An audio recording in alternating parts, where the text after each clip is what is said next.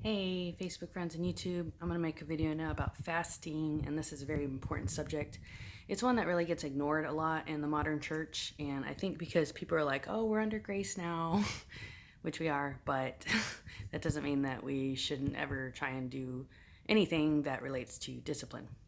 So if you feel like you're lacking in discipline in your life, a great way to increase your ability to be disciplined and have self-control is to fast. I've done it quite a number of times in my life, usually just a 24-hour fast. One time I did do a 3-hour fast, and I did feel pretty weak by the third day, but I've never gone over 3 days. But I still like drink liquids. So I don't think I've ever done just a water fast. Like I still drink tea, coffee, or juice. So anyways, I encourage you all to do that. And then if you feel too intimidated to do like a no food fast, then I highly encourage you to try a fruits and vegetable fast, meaning only eat fruits and veggies for a few days or a week.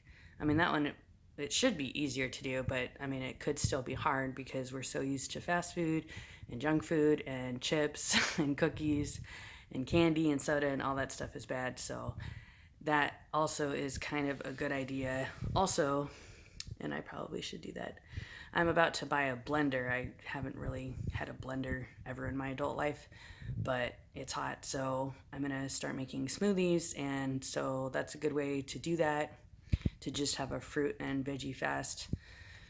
Like smoothies with vanilla ice cream or vanilla frozen yogurt would be ideal. And like there's frozen mixed berries you can get, of course, in the frozen food section, or frozen blueberries, or you can do fresh ones. And then like what's really good is like a berry banana smoothie or shake.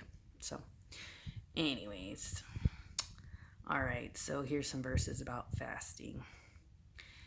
And well, one other thing that's interesting, a friend at college said, isn't it interesting that the fall of man was caused by eating? And yeah, that's true.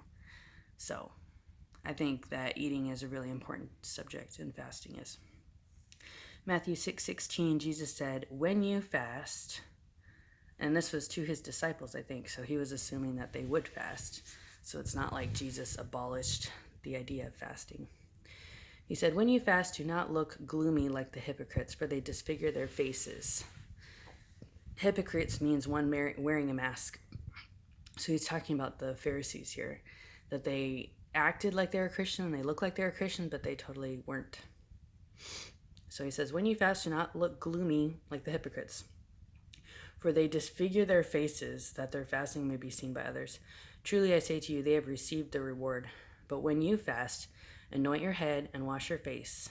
I guess they used to put oil on their head. People do that now, I guess, when they like put gel in their hair. Wash your face, that your fasting may be seen by others. Oh, that your fasting may not be seen by others, but by your Father who is in secret. And your Father who sees in secret will reward you. So we're fasting for God, not people.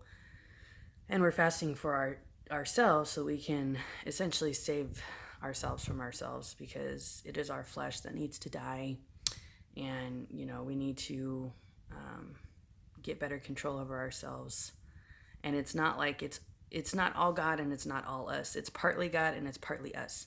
Like we have to be disciplined ourselves, and then God helps us to be disciplined. So it's a tandem thing. All right. Isaiah 58 says, why have we fasted and you see it not? Why have we humbled ourselves and you take no knowledge of it? Behold, in the day of your fast, you seek your own pleasure and oppress all your workers. Behold, you fast only to quarrel and to fight and to hit with fists. Fasting like yours this day will not make your voice be heard on high. Yeah. So when you're fasting, obviously you should still have a good behavior and a good attitude. It should result in you humbling yourself. It shouldn't be like a license for, acting out in evil because it's like, oh, well, I'm hungry, so I can do whatever I want. Like, no. All right. Joel 2:12 says, yet even now declares the Lord, return to me with all your heart, with fasting, with weeping, and with mourning. And I guess that ties into the verse, God opposes the proud but gives grace to the humble. One way that we can humble ourselves is with fasting. And I guess it could result in weeping because it's painful. Like I'm currently fasting today just for a little bit, not like, I don't know, maybe I'll make it 24 hours, but I'm just going to try for like 5 hours or 6 hours. But it's painful and your stomach hurts, and it's like, oh, like you want to cry a little bit.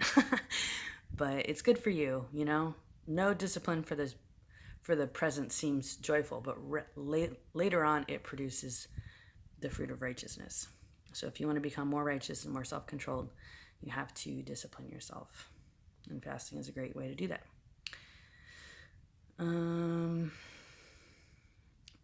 Daniel 10:3, he says, I ate no delicacies, no meat or wine entered my mouth for a full 3 weeks. Yeah.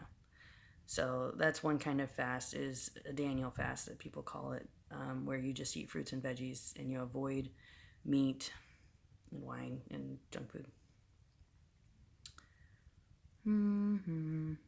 Acts 14, here's an example of fasting in the new church. When they had appointed elders for them in every church with fasting and prayer, they committed them to the Lord in whom they had believed. Yeah. Jesus fasted, and I think just the fact that Jesus did fast for 30 days shows that he really saw fasting as important. And it's interesting that he fasted before he began his ministry.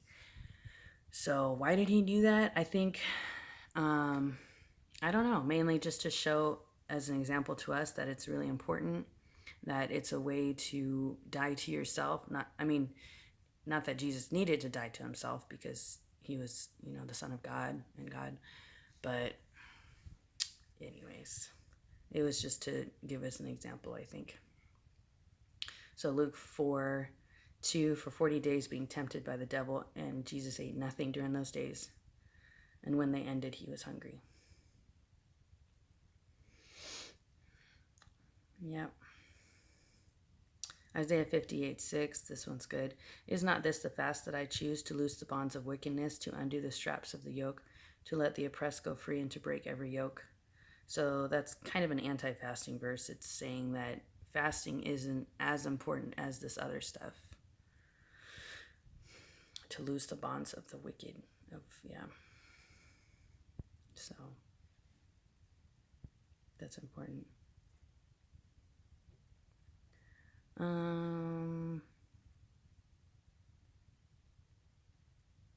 Let's see. Ezra 8:23, it says, so we fasted and implored our God for this, and he listened to our entreaty or our cry.